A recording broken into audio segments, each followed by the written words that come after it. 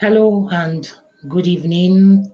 Welcome again to today's episode of Leaders Connect, an interactive online session hosted by the Miracle of Men. We are an organization that is based on the founding principle of helping people to reach their fullest potentials, especially in the areas of leadership, communication, relationship, and then the principles of wealth and finances. So we do this with several means, especially through Leaders Connect. This session you're watching and you're with us today. So this is an online interactive sessions where we bring seasoned leaders of thoughts that come to speak to us and get us to some motivate, some direct, some instruct, and some all, I believe, help us to tap into our fullest potential and then become the best of the leader and the person you're supposed to be. If you, we started with the first session, which we had a dearly revered mentor of mine and a pastor, Reverend Innocent Elendo Eleke. He spoke to us on relationship, on how to relate excellently. And believe me, if you haven't watched it, I am I am pleading with you that you go back and watch it because it is a video that you want to reckon with if you want to relate well with both people of the same gender and then others in the opposite gender.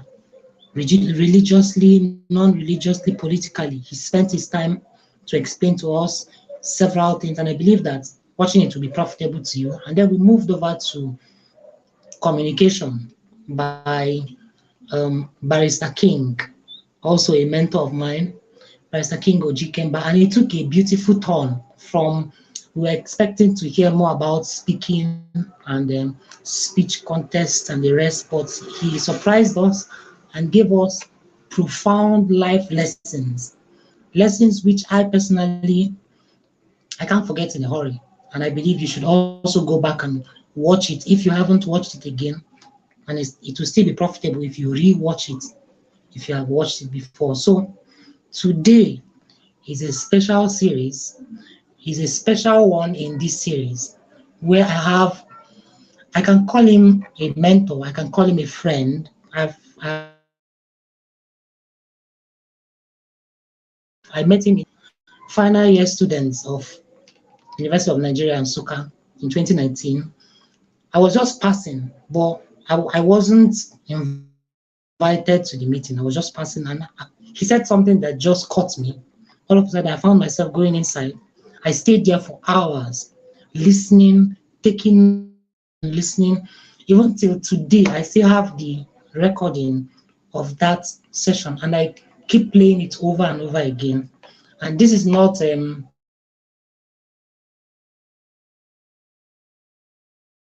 advertisement or trying to speak good about someone because the person is here, but believe me, he's someone you should and you want in the area of leadership,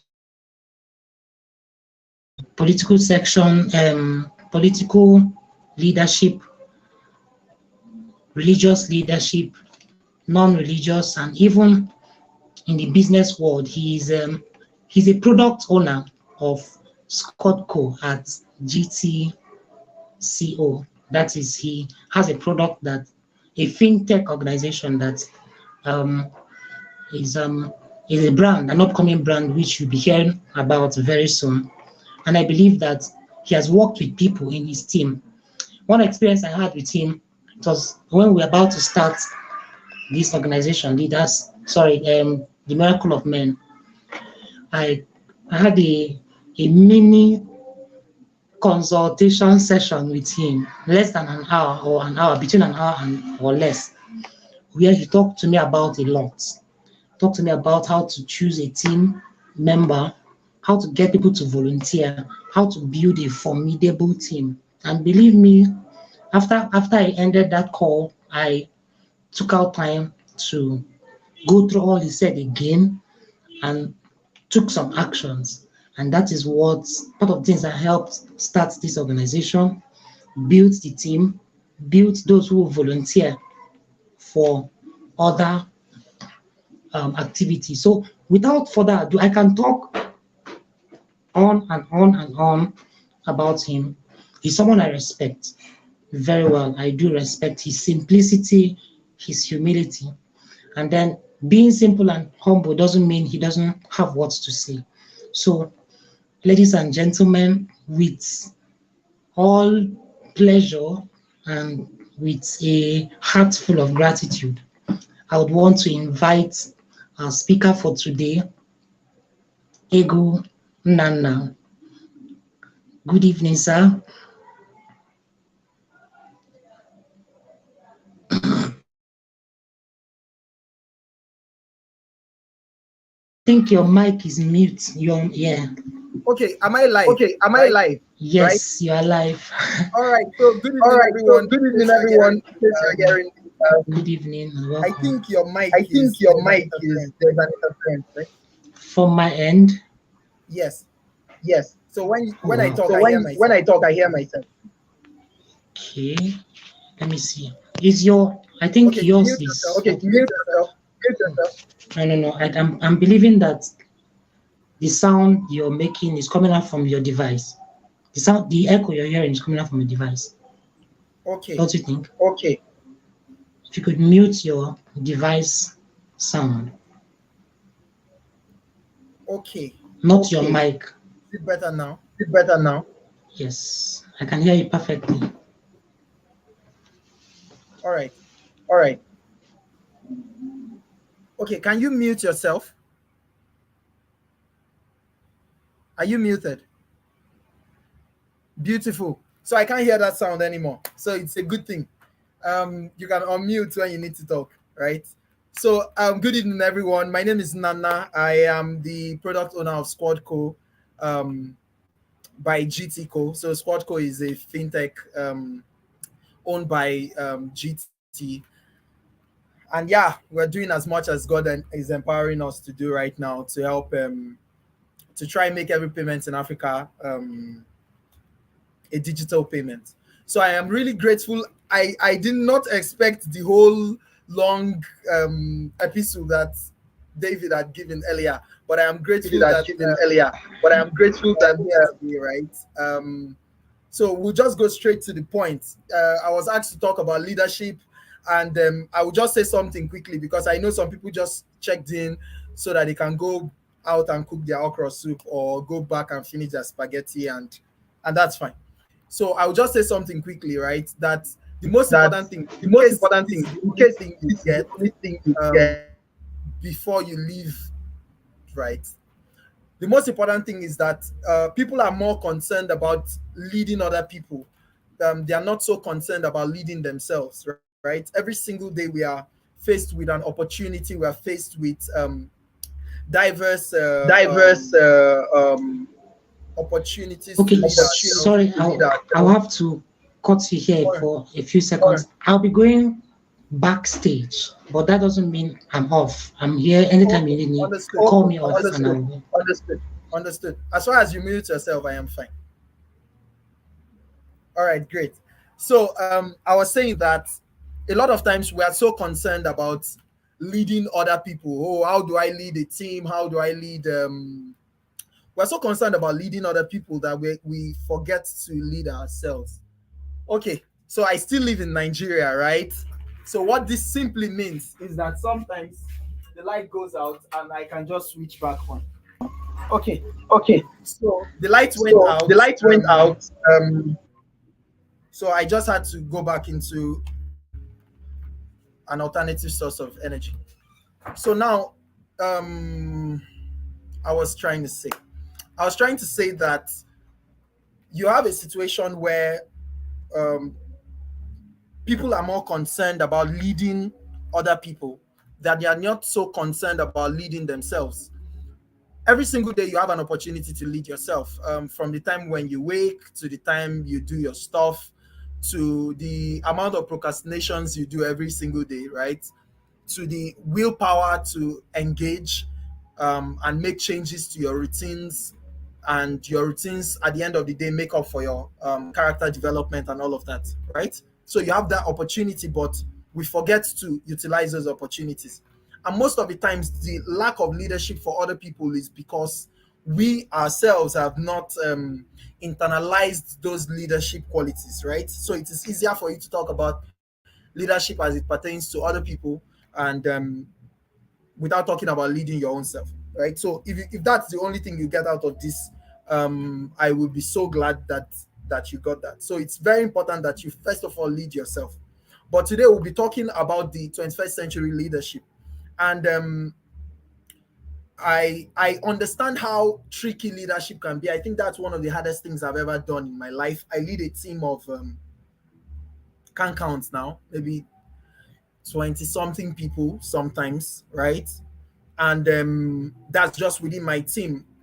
And every single day it's a learning point for me, because I have to, and I lead in other sects too. So you have church categories, organizations, societies, and every single day I have to look back and tell myself, oh, I've just learned something new, because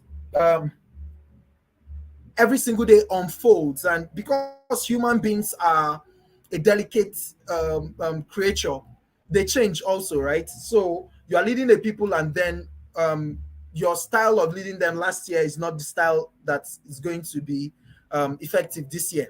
Why? Because the person you were leading last year when he was single now is now married, right?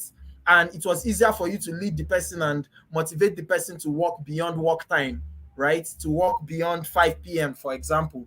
And now the person is married and he has to rush home. Immediately it's 4:59, he's already packed up and ready to go home. So how do you change that? If you're using that same leadership criteria, it's not going to work. So you have to change, right? Because the person's situations and the person's conditions have changed. And over time, you also realize that there are external factors. For instance, even as it affects politics. For example, we are in the political season right now. You see that there was a time when people were clamoring for a form of leadership. I remember in 2015, this is about 8 years ago, right? People were clamoring for a kind of leadership, and at the end of the day, they got that leadership, and they found out that to a very great extent, some people or most people found out that, oh, this is not the kind of leadership we want.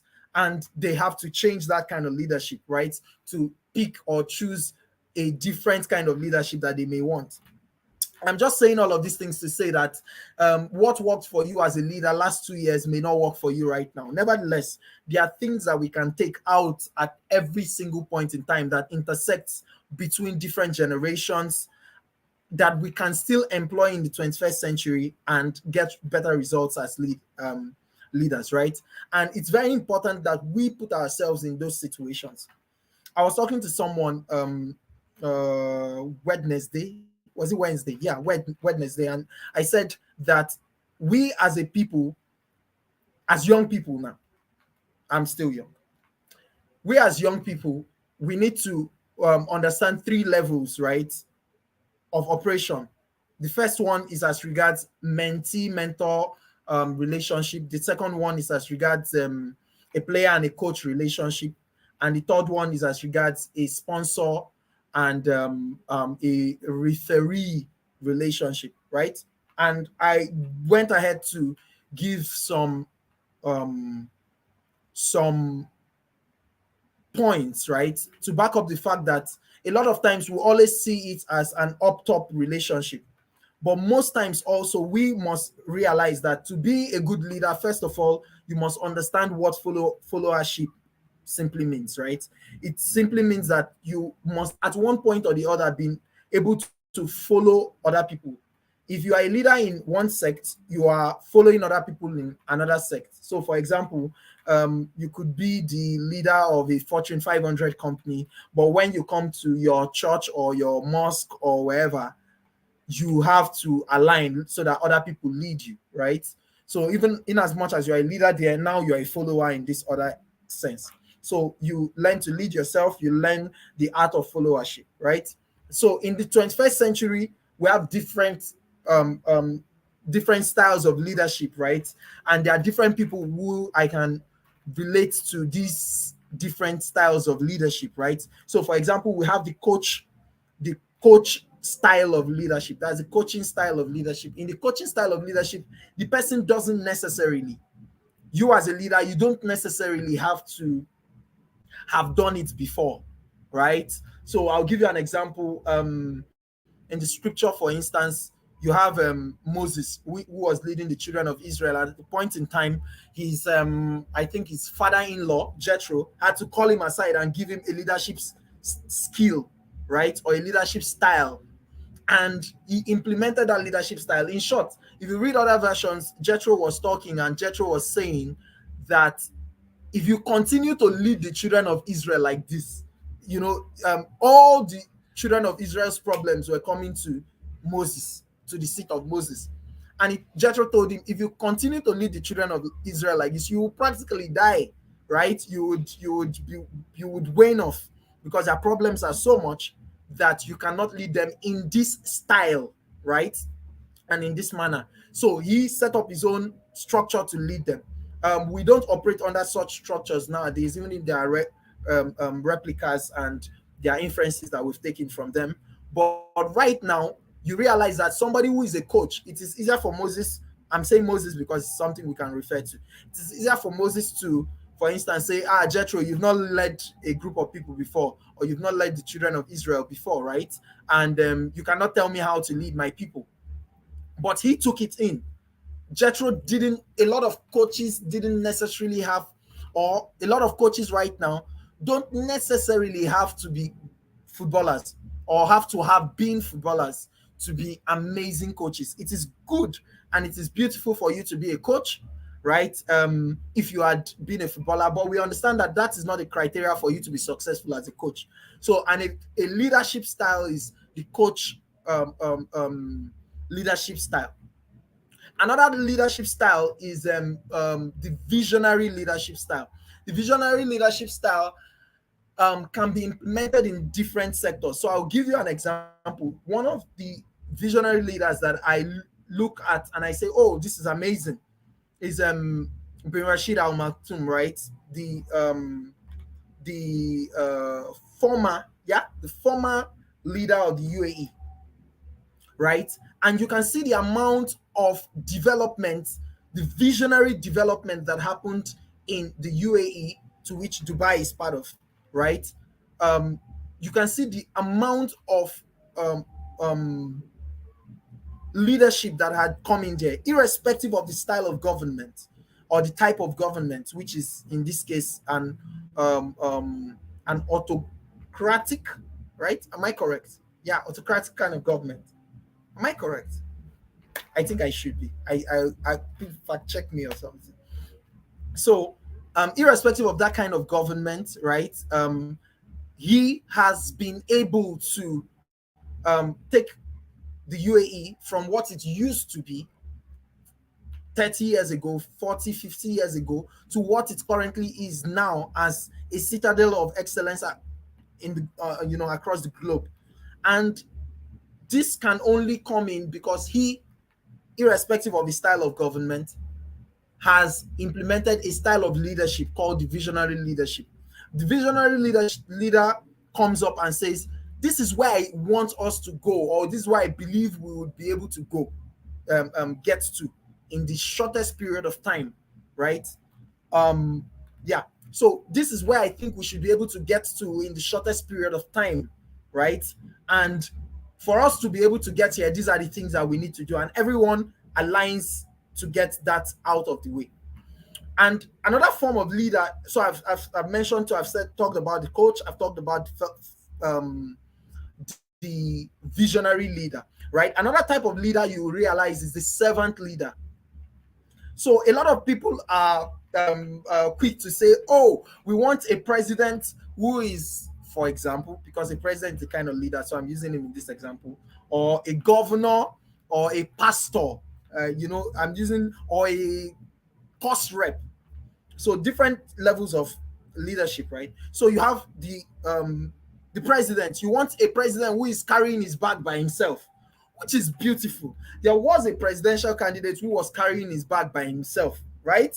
But you realize that as the the campaign period heated up, it got to a point where he wasn't doing that necessarily by himself, because people now started volunteering to help him do that. There was now a position or an office that does that for him, right? That's in charge of his haulage or his luggages or his courier service or his logistics service. So there was no need for him as a president to carry it himself, even if he doesn't mind doing it, right? So in servant leadership, there are some roles that you will not see so much of servant leadership, right? Um, my MD, for example, may not come up and start sweeping the office in the morning, because there are sweepers who are delegated and employed to do that. So you cannot say because she's not showing, technically speaking or practically speaking, servant leadership, serving people. She could also, or he also could be serving in a different way. So it's not until you do that. Nevertheless, a class captain or a course rep can decide to sweep his class, because he and his fellow classmates are at the same level. So you understand. So that level of servant leadership, servanthood. Nevertheless, other types of leadership roles and other type of leadership strata can display servanthood. Okay. So it's not restricted to one, but it is more evident in, peer-to-peer kind of leadership, right? So another type of leadership style is also the autocratic leadership style, right?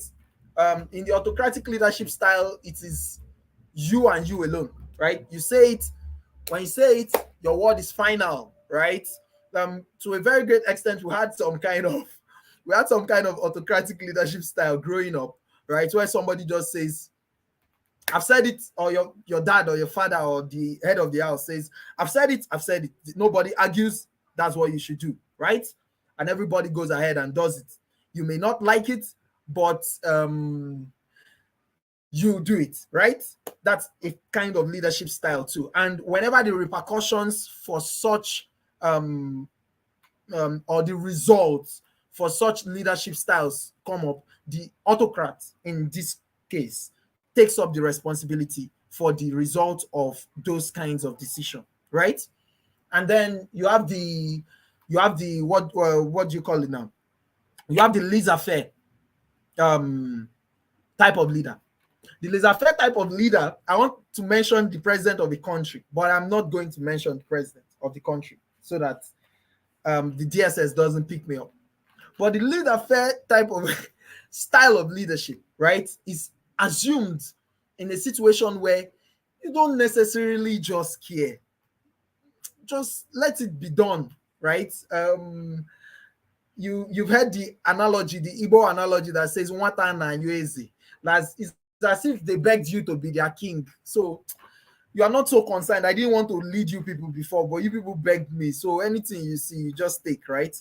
That's a kind or a style of that leader, right? And you want to internalize and assimilate by yourself to say, is this the kind of leader I want to be? I don't think anybody should be that kind of leader, because to a very great extent, which is the next thing I'll be going into, leadership is all about caring for your team, first of all, before moving your team to, or galvanizing them or encouraging them or inspiring them to reaching out to a goal or to reaching out to an objective. Okay, so now that I've talked about the laissez-faire type of leader, I want to talk about the democratic type of leader. Democratic type of leader. So I talked about the autocratic type of leader. So another place in our society where you see that kind of leader is the kind of leader who or the kind of leadership that is exported by the military, right? So I served with the military. I had an experience with them where when a general says this is where we are going to, everybody rank and file, we are going there. There's no argument about it, right?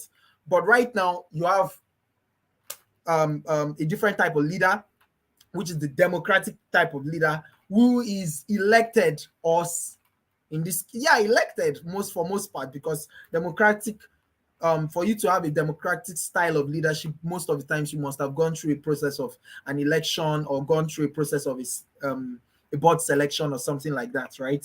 According to the highest quota or according to the highest amount of people who vote or select you.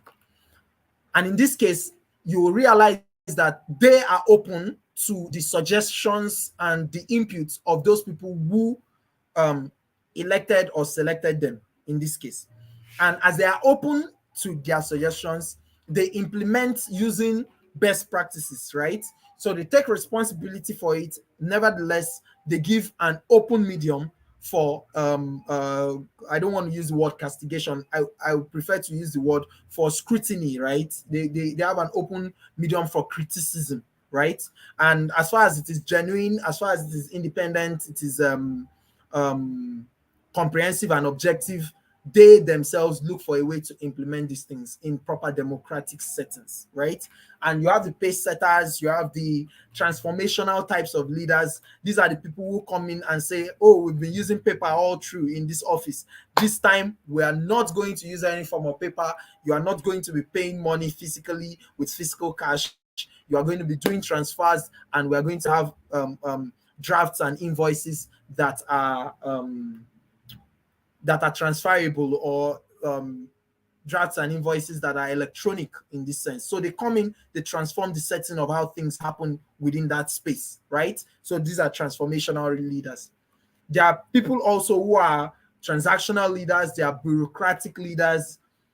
They do not necessarily have to implement so much change. Nevertheless, they lead within a particular sect. I've just given these styles, right, of leadership that we can see and find in the 21st century, right? And I am going to, within the shortest period of time, talk about our own style and how we as a people can implement these sets of what do I call it now? How we as a people can implement, right, these styles of leadership.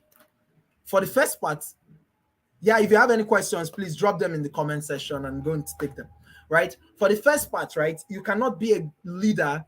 So there's why I also stated the type of or the styles of leadership is because you cannot judge one person by a single standard per se.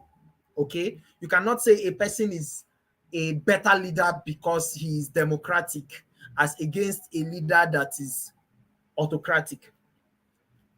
There are arguments around this. Nevertheless, you cannot say. So first thing first, but there are general rules and intersects. The first thing first, as a leader, you must relate with your people, right? You must understand what's happening with them beyond what the scope of your work or beyond what the scope of what your vision or goal is. You must relate with your people. You must know what's happening in their lives. You must know the person who just gave birth. You must know the person whose work or whose productivity or whose output is affected because of their change in lifestyle, or the person who just got a breakup or got a divorce and that's why their output is dampened or their demeanor is dampened, or you want to know what's generally happening in their lives, right? You want to relate with them. You want to get create a level playing ground for rapport, and an open and free environment for them to have a one-on-one conversations with you, right? And instead of previously we used to have an oga. I want to use the word, it's not as if we don't have it now, but we used to have an oga and servant kind of leadership. I'm using the word oga because most of us understand what that means. What it simply means is that there is this boss somewhere, right? Almighty boss. Don't disrupt the almighty boss, right? Somewhere who doesn't necessarily care about how you feel, right? Just makes an order and then everybody has to go through that order. And we've seen that through, even as a country, Nigeria, we've seen that through the military rule, such that even when we are trying to get leaders right now, it's affected us so much that even when we are trying to get leaders right now, we are having leaders who we are saying they are going to rule us, right? You see the word rule. say, we want to elect a president in 2023 and we want that person to rule us. But there's nothing like that. There's no rulership per se, because now you are in a democratic setting. You should be lead, right? Lead us, a form of leadership, right? So, but we still have them saying rule us. Why? Because in that time of rule, only rules abide, right? Give us the rules, we keep going by the rules. The military era, what do you call it now? What are those guys called? These guys that fight war, 300s and their team, right? So the military era generally, so that's the most recent. So you have a situation where the emperor says, this is what we are going to do. Nobody questions the emperor. You question the emperor, your head is off. Or you even look at the emperor in his eyes, you're murdered, you're killed. And at the end of the day, that is not the type of leadership that we should be looking up to, right? So you as a leader, you want to relate with your people, understand what their pain points are. You want to get their input into projects. You want to understand how they look at the scope of things, right? The second thing is in the creation, right? You need to create new ways as a leader. You need to create new ways, right? You need to introduce new processes.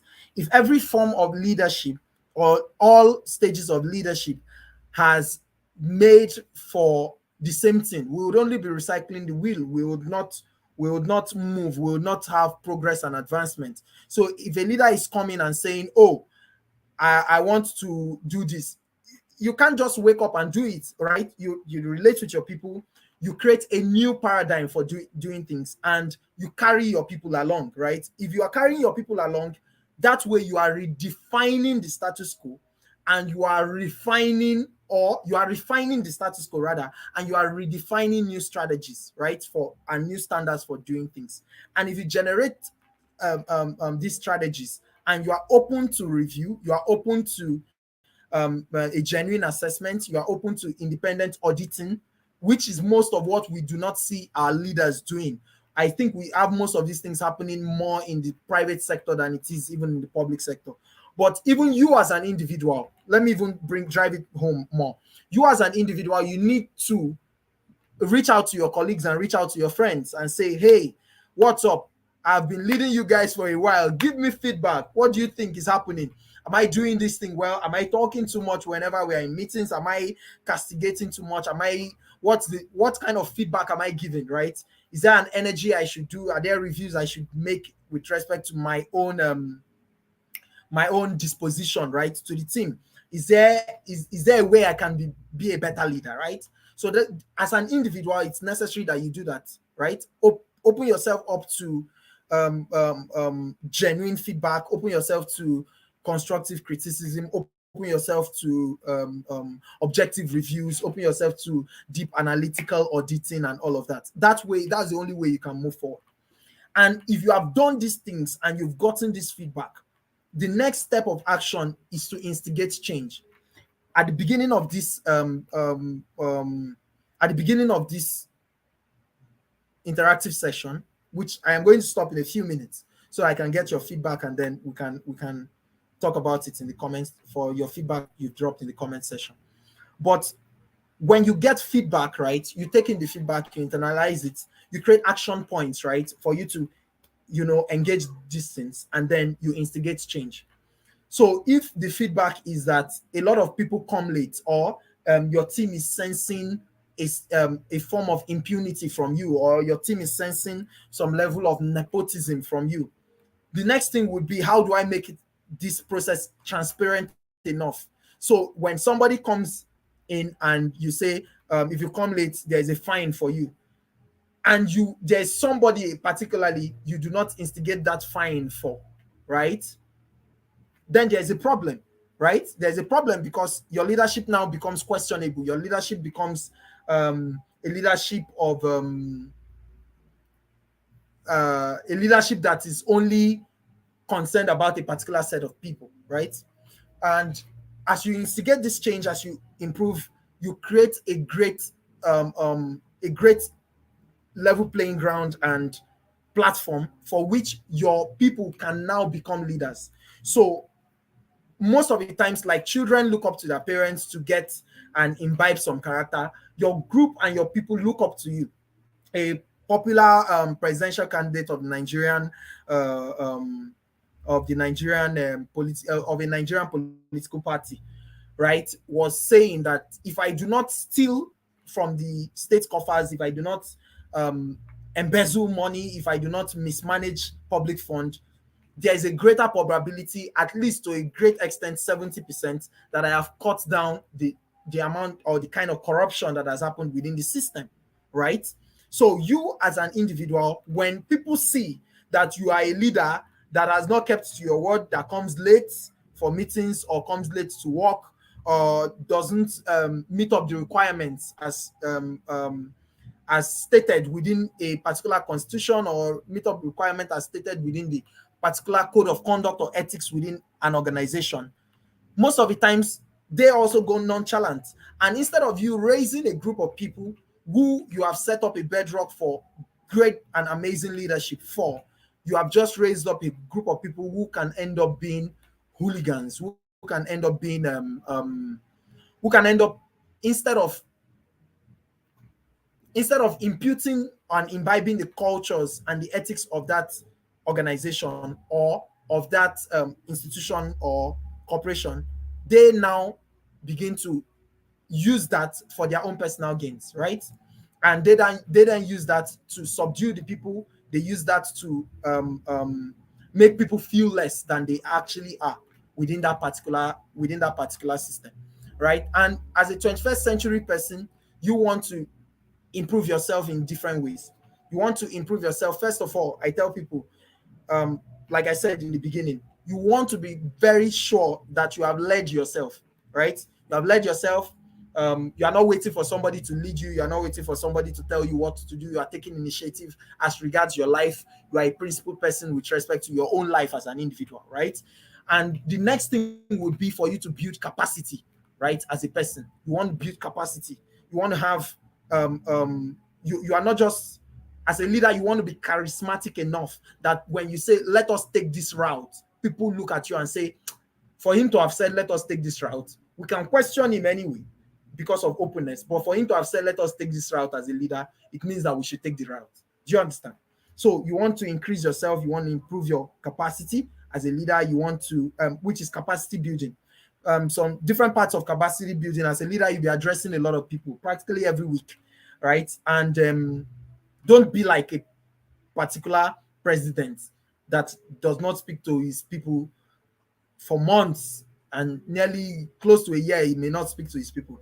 Speak to your people, right? Communicate with them. Communication is the bane and the knot of every form of productive relationship, right? You want to have some level of connected leadership capacity such that you are not the person who is saying, let us go A, and everybody begins to go A, and you are behind chanting for them to keep going, right? No, you are leading, you are spearheading, right? You are spearheading. If you want something to go right, you are the one. They are seeing you practically do it. If you want to change a dress code, for example, in an organization or whatever society you belong to, and they say, let us go with, you have, as a leader, have said, let us go with black and white.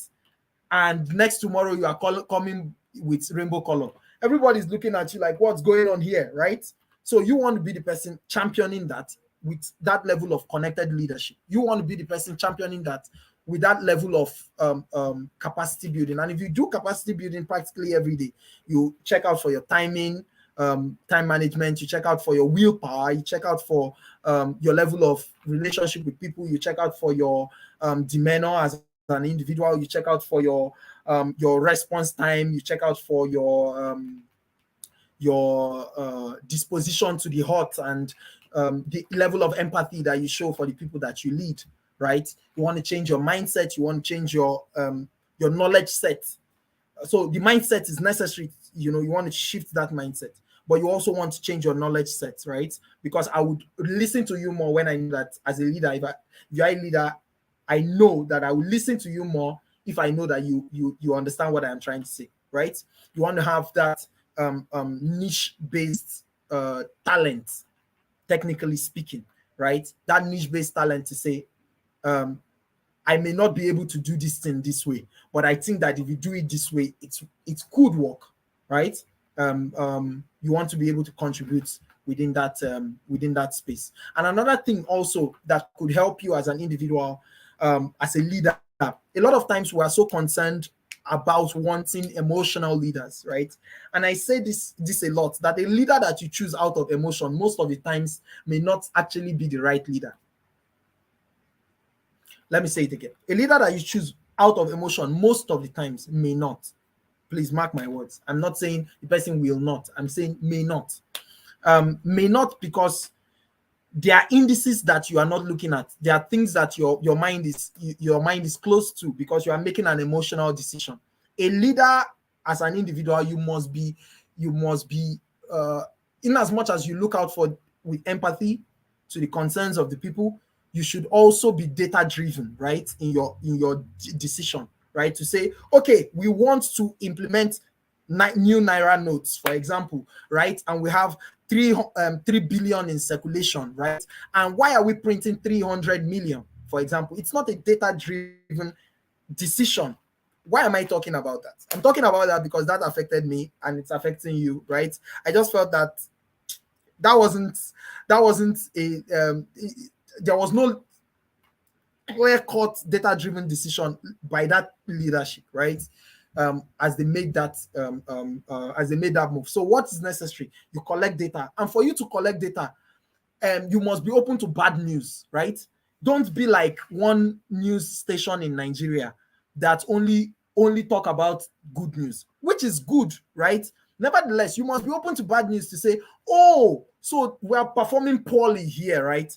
If you're a leader who people are afraid to tell that he's performing poorly in an indices of national development, and then everybody's going to sugarcoat it, everybody's going to paint it.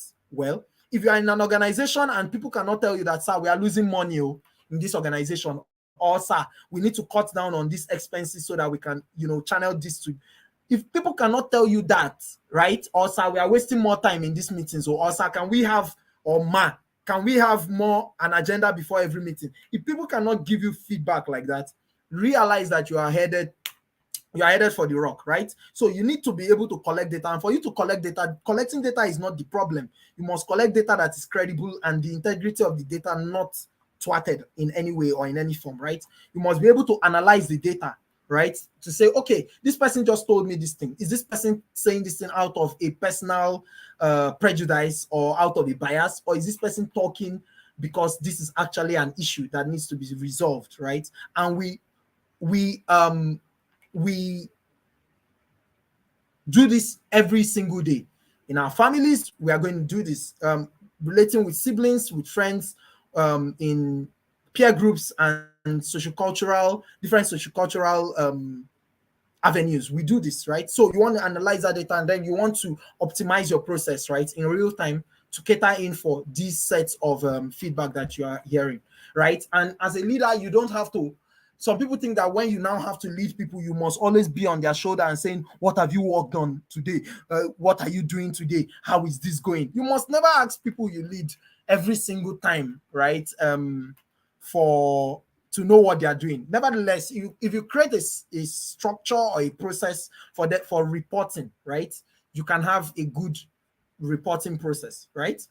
But for you to be, I think there's a word, micromanaging, right? I think that's a word, micromanaging people. No, it may not be the best way for you to work. There are different styles of leadership. There's a time for that anyway, but I don't think that is primarily the way leaders should work.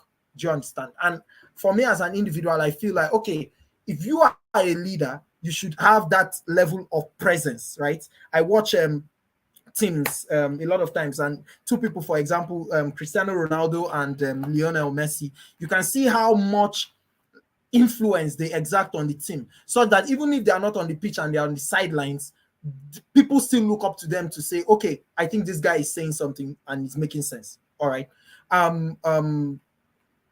And I also feel that you as a leader, you must have that level of presence and that level of charisma to impact people from a distance. All right. To impact people from a distance. Your self-development makes a lot of sense. If as a leader, you have been there, I come into an organization as a leader, you were there, you were only with first school living certificate or a particular certificate. I finish in that organization, I move to the next level, I move to the third level, I gain extra certification, I've gone for conferences and everything. There's going to be a time when you have to step down.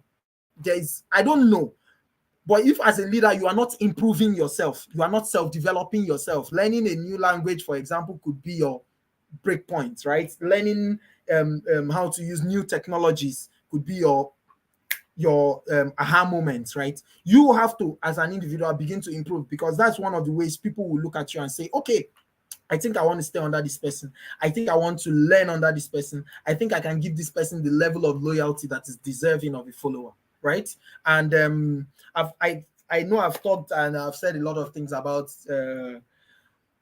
leadership, and I've said a lot of things about the 21st century leader. I know we have some fathers or mothers or head of companies or class reps, elder brothers and elder sisters who are listening to me. And as you lead people, I want to also let you know that as you lead people, one thing that is necessary is that people do not care how much you know until they know how much you care, right? Have that level of empathy towards your people, have a level of some level of concern. Even if you don't mean it, just show it. You get. There was a time when I was leading people, but I was so firm, right? But now I'm learning to be concerned about what's happening to people. So when somebody calls me, there's a generation that will call you and say their cat died, so they can't come to the office. And you're like, okay, naturally I would have slammed you, a written query and everything, but your cat can't die 2 times now. So let's just give it today, right? So you have to have that level of empathy. I'm just saying, I am using the cat example, or they swallowed spoon, so they can't be at the office, or you understand, or their girlfriend broke up with them yesterday. So yeah, I think I am done. So have empathy for your people, and remember, you cannot lead. It will be chaos for you to lead people when you've not led yourself. So lead yourself daily, make the right decisions, and I wish you the very best in your leadership journey. David, I think I am done. I think I am on time. So somebody is asking their questions here. David, you want to say something?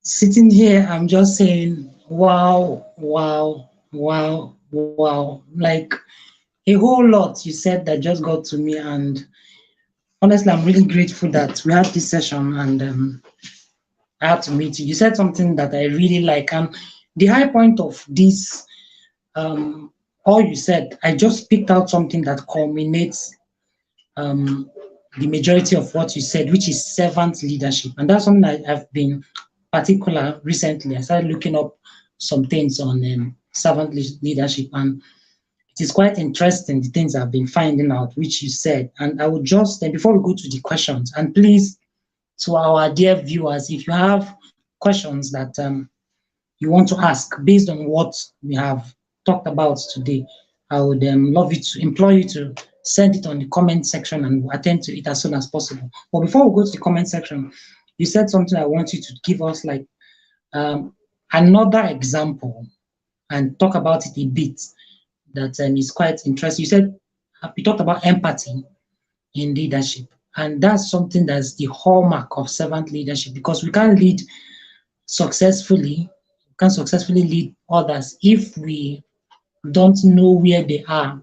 We have to go to where they are and pick them out, and then take them to where we want them to go to. That is for the benefit of both ourselves and for those who we are leading. So I don't know if you can talk a bit more about empathy and give more examples. Then on the area of that micromanaging, just putting up a structure in such a way that you don't have to be in their faces, but the leadership is still going as it's supposed to go, and everyone is happy.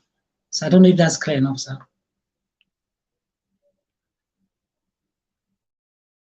Myself. Okay. I was saying, yeah, it is. You have a situation where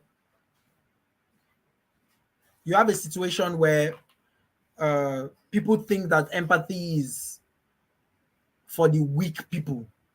Empathy is not necessarily for the weak people, right? For you to have empathy, you show some level of vulnerability, but it's not for the weak people. As a leader, you would need empathy. If somebody is going through something, your ability to relate with what that person is going through also will give the person a basis for which they should follow you.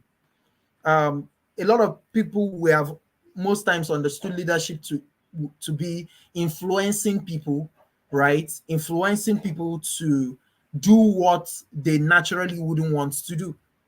But the question is, why? How would I let you influence me when I know that you do not care about me? Right? So a lot of times I would just decide, okay, I'm just doing this thing because of the money, and beyond the money I go. So if at the end of the day you are concerned about the plight of the people, you are concerned about the fact that as a leader your people are trekking to get to work, or as a leader there's flooding in a particular area and most of your workers are in that area, for example, and you say, oh, because of this I'll get a bus to move you guys from work and back, right, every single day. You are rest assured that that singular effort out of empathy can make your retention of staff higher, right? Can increase your staff retention, because they now understand that I can work under this person and not feel so burdened. And anytime I have an issue, this person can step in and look for the best ways to commiserate with me, or the best ways to, resolve my issues with me, right? So that's one of the things that I have to say. As regards micromanaging, for micromanagers, sometimes it is not their fault.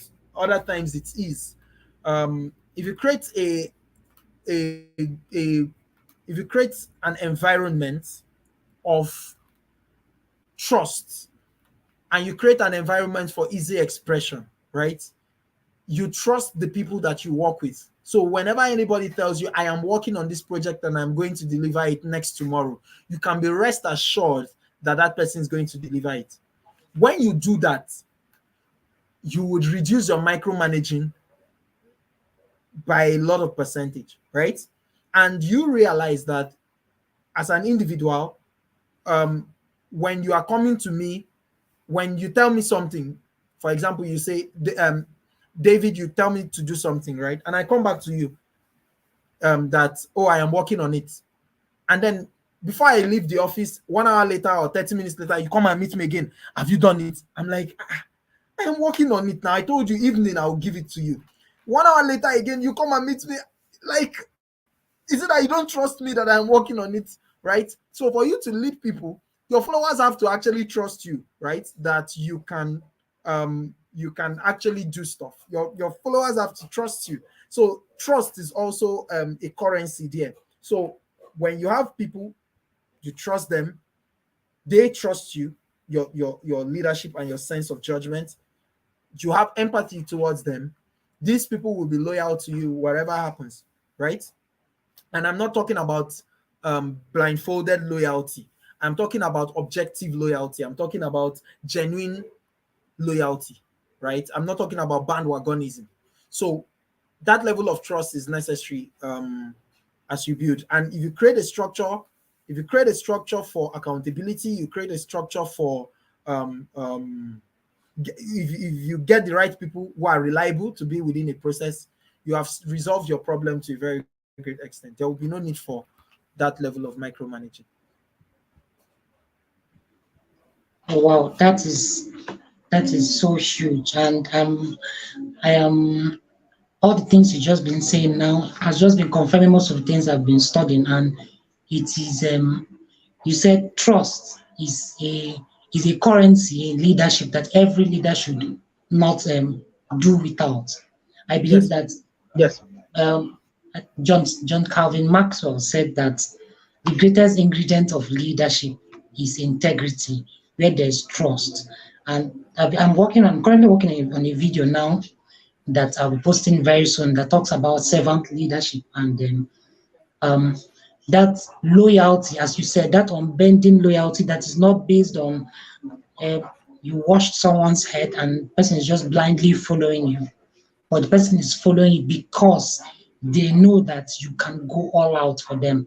If your followers understand that you go all out for them, they too will go all out for you. And I'm just so happy that you're saying this right now. It also confirms what you talked about. The former vice president of UAE, Al Maktoum, he said in there's a book he wrote that I read, I think My Vision, where he talked about the servant leadership of his family.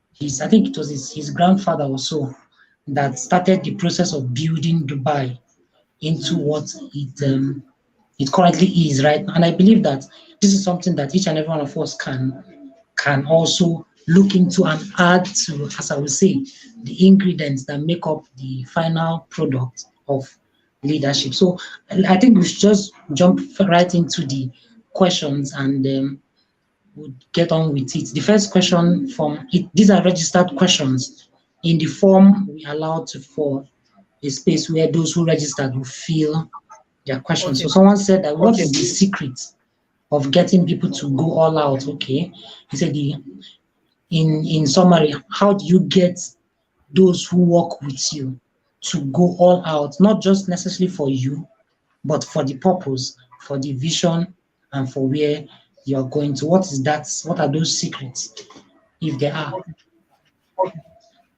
Okay, give me Okay, a moment. give me a moment. I want to verbatim. do verbatim. I can get that feedback from I your can get voice. that feedback from your voice. That I Just can mute so that I can say this. I'm using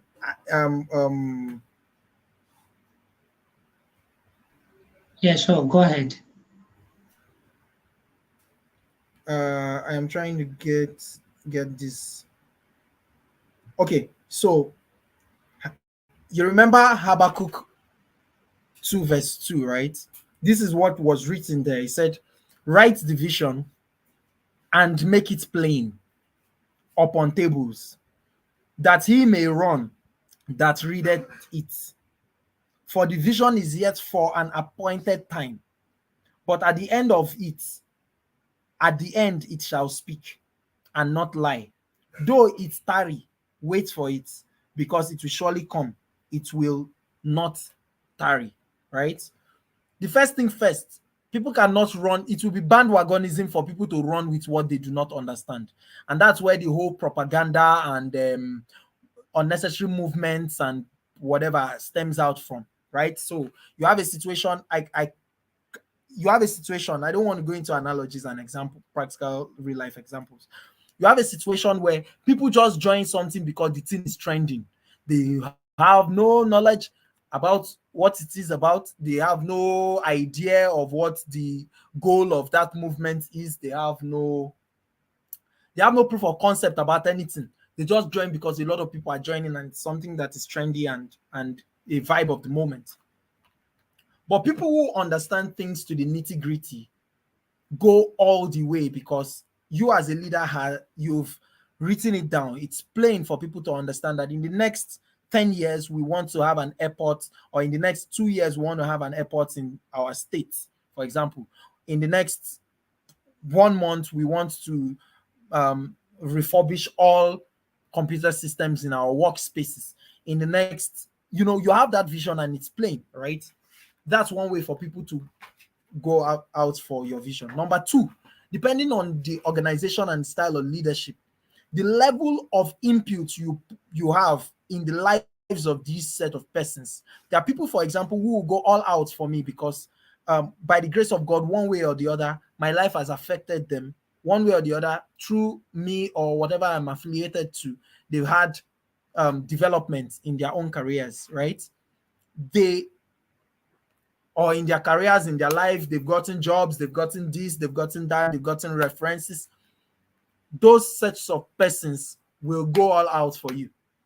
So it is important, first of all, to define these things and then impact the lives of the people you want to go all out for them. A real example is the example of David. I'm making references to scripture because it's something you can go back and read more longer the story. You had men who could die for this guy, men who could practically, at a point, they took a life-threatening. This guy made a wish. He only just made a wish. If only I can drink the waters of. And this guy took a life-threatening adventure to go get David this water. In short, this David couldn't even drink the water because he looked at this water and he said, "This water is like the life. This water, if I drink this water, I've drank blood. This water is practically the life and the blood of these guys." Right? So you want guys to go out for you. Go out for them like David went out for them. Make the vision very plain and they will do it for you. And David, at that point in time, he had men who were in despair, had men who were in who were coming out of desolation, had men who were depressed, had men who were disenfranchised and disorganized as a people, right? And in the next 2 or so chapters, David turned these guys to men of valor, right? Such that these were men who could fight with one hand on the sword and not leaving it, right? So have people who can go out for you, and you want people to go out for you, go out for them.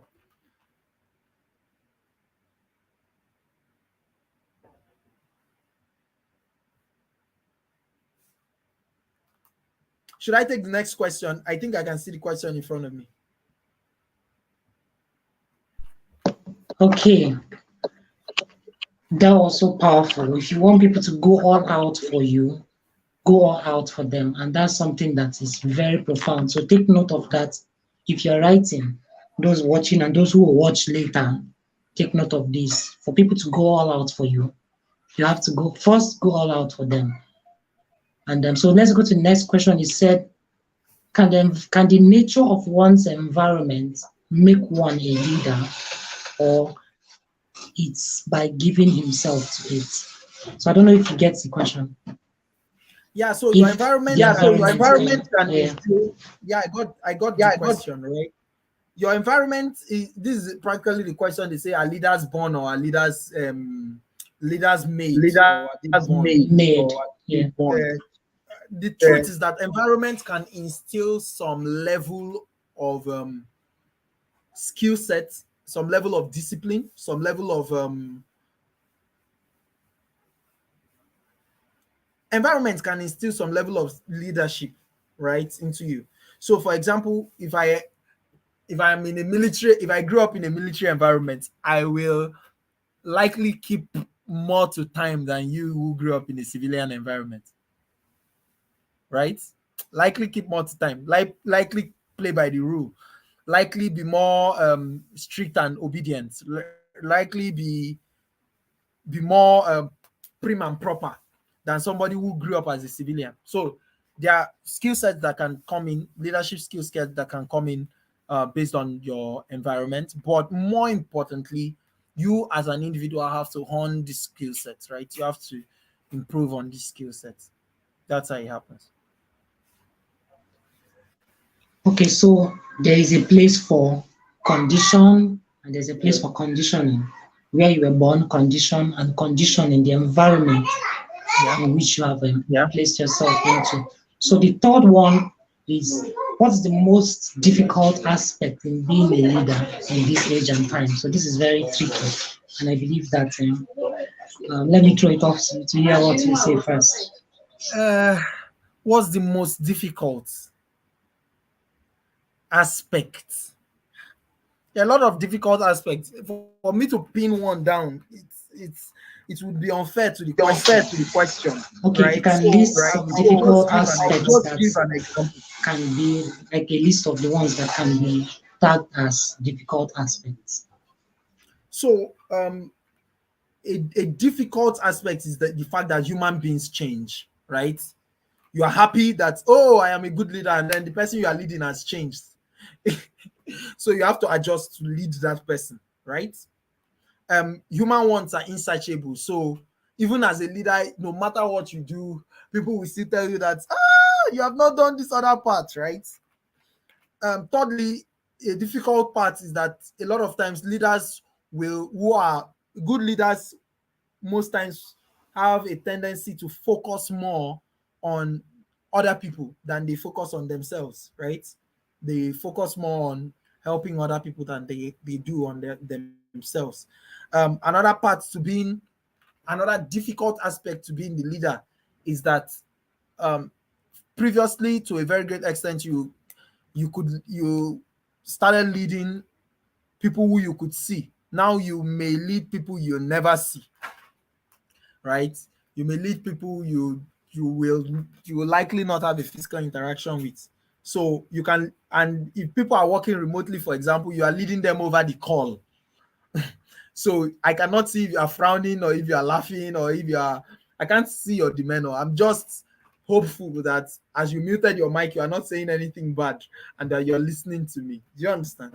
But if I am No, I'm leading you, not saying anything bad.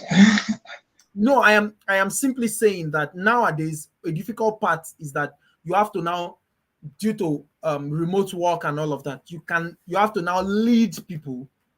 Um, you have to now lead people remotely, right? You have to lead people without your physical presence. You have to lead people without that physical charisma, right? And gesticulation. Sometimes you have to lead them in an audio manner. Pardon me to say that. So it's evolving. Leadership is like those things are evolving, but um, these are things that make it more difficult. Okay, so the human factor where people change, and the fact that leaders look to others much more than themselves and look to help others much more than themselves, and then the fact that you may lead people you never see, all thanks to technology and the way our generation is going. So these are part of um, the challenges one can face as a leader in the 21st century. So the next question is quite important, seeing the fact that time is life and life is time, people would Mm, say. And this person said that how can someone maximize time amidst numerous activities? As a leader, you have to do a whole lot, and there's a whole lot of things that will clamor for your attention. I for one, can speak for that. And then I know some other persons who, I also know your time is also very precious to you, that most times you don't engage in some of the things that a free person can engage in. So how do you maximize your time amidst numerous activities? okay, so as an individual, right? I'll talk for myself. Managing time is, you will always have 24 hours. I don't know why, but that's just the truth. You have 24 hours every single day. Um, but for you to effectively manage, let me tell you what I do. What I do is that um, I use a formula, technically speaking, a formula that measures the urgency and importance of a thing. A thing can be very, very urgent, but it is not important. So I don't even get into it, right? It's urgent, but it's not important. I may not get into it, right? For example, the football match yesterday, Nigeria's football match yesterday, it was urgent because if you don't watch it now, they are playing it now. But I didn't have to watch it then, right? I could as well. I think I was on transit or so then, so I didn't have to watch the game, right? Um, um, so it was urgent, but it wasn't as important to me. Then there is the important, not urgent. That one, don't even look at it. It's not important. It's not urgent. For example, somebody is saying, "Click now to like." This is not important to me, and this is not urgent. This is not an urgent situation, right? There are important and urgent things. For example, irrespective of what's happening right now, which is important, right? But um, immediately there is a fire in this my apartment. I will leave this thing. This is important. But this one is both important and urgent, right? It's a life-threatening situation. It's important and urgent. I leave this one, right? So I use that formula to choose which I want to do and which I don't want to do. Do I want to stick with what's important? If it's important, is it urgent? If it's not urgent, I go with the one that is important and urgent, right? For example, this meeting was scheduled initially, right? Weeks ago. Am I correct? The meeting was scheduled weeks ago. It was important, right? But I had an urgent situation as at then that didn't allow me come into the meeting, right? Because if I had done so, it would have just been a waste of time, right? So it was important, but at the same time, it wasn't urgent, right? So there are things that you can postpone, there are things that you can delegate. So in those ones, you delegate them. The ones that are not important, not urgent, discard them. The ones that are important but are not urgent, you can delegate them. The ones that are important and urgent at the same time, you have to do those ones. So those are what I pick up, and those are what that's like what I do. That's like what I do. Oh wow, that is huge. This is a huge one. The four quadrants. Those that are urgent and important. Those are the things you should do now. Those that are urgent, not urgent, but important, you can delegate. Those that are urgent but not important, you can also delegate if I can remember well. And then not urgent, not important, just eliminate them. You don't have to do them in any sense. So thank you so very much for this formula reviews. And I think the person who asked the question should take notes, and also I've taken notes to add it also to my repertoire of time management skills. So before I continue, I want to say thank you. Like, thank you very much. This is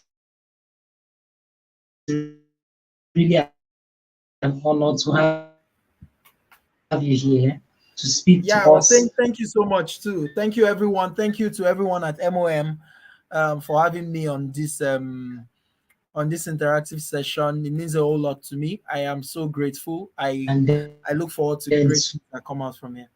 to knowledge to us in this period. So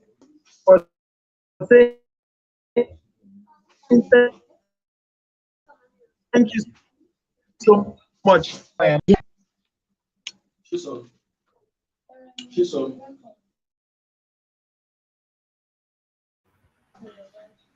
can you hear me, please?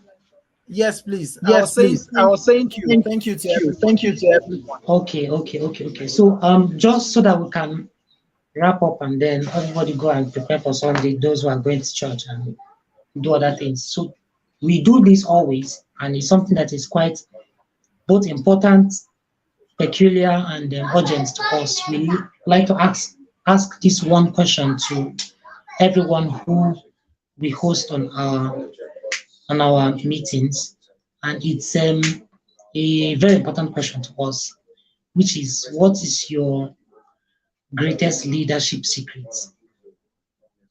What is your greatest leadership secret? And I believe this is quite simple enough to understand. What is my What is my greatest greatest leadership skill?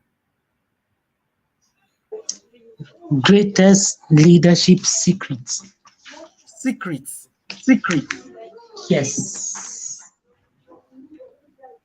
Ah, Ah, greatest. greatest. I think for all of them, right? So there was a time when if you are talking to me, I would have to do like this. So that I just keep quiet, right? Because a lot of times the more you know, the more you want to talk and all. But most times people don't actually care about what you know. People want to express themselves. So listening to them goes a long way and it matters a lot.